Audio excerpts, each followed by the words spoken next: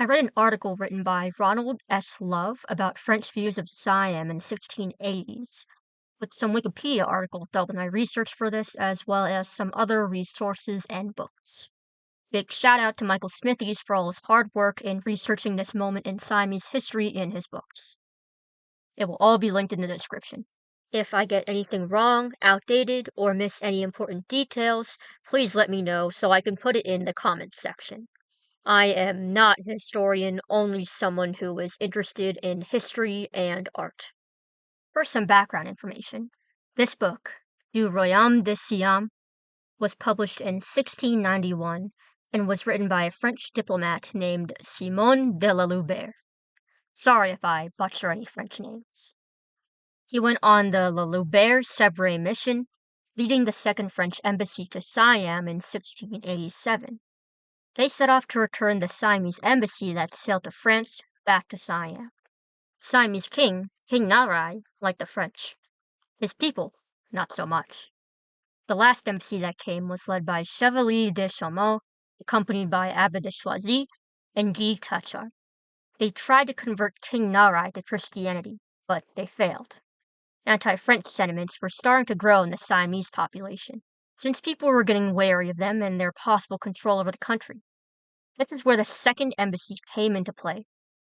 The Second Embassy was King Louis's attempt to straighten Siamese and French ties, trying to make things better. They all sailed on 5 warships, from the port of Brest in France to the Ayutthaya Kingdom. Simon de la Loubère had fellow diplomat Claude Sèvres du Boulay with him. Also accompanying them were the already mentioned Siamese ambassadors and Tachard, who joined again. French soldiers led by General Marshal Defarge were also brought along. Defarge had orders to put his troops in Bangkok and Mergui. His orders were that if King Narai did not accept his troops to stay there, then he would have to seize it by force. He got his orders from Tachard, relaying Constantine Falcon's orders.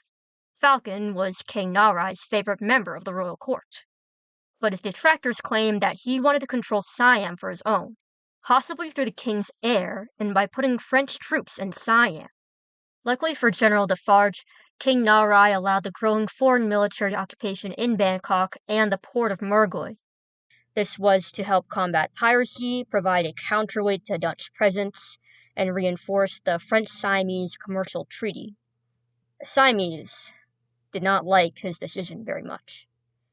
After spending time in Siam, La Loubère sailed back.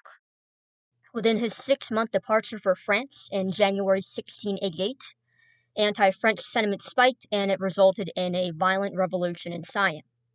Petrocha, one of King Nalai's military advisors, did not like Nalai's pro-French sentiments. He took advantage of the king's illness and old age and overthrew him.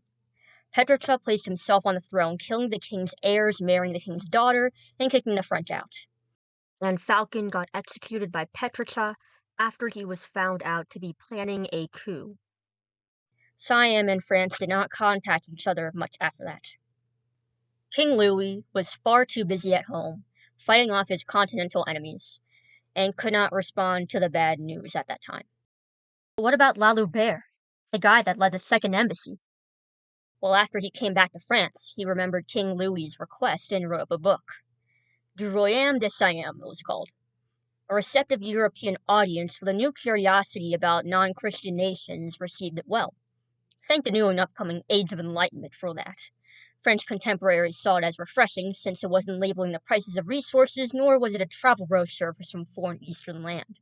No, it delved deeper into the society of these people. So, that's the Second French Embassy to Siam in a nutshell. As for the next video after this one, I'll be reading the English edition of La Loubère's book, called A New Historical Relation of the Kingdom of Siam, from the University of Oxford's text archive. This was actually an introduction to that, so the first chapter will be read eventually. Thanks for watching, everybody. It took a lot of research to do this, and it was really fun to delve into the cast of characters that made this whole thing. Make sure to subscribe for more of my videos, since I know there will be more coming. Thank you.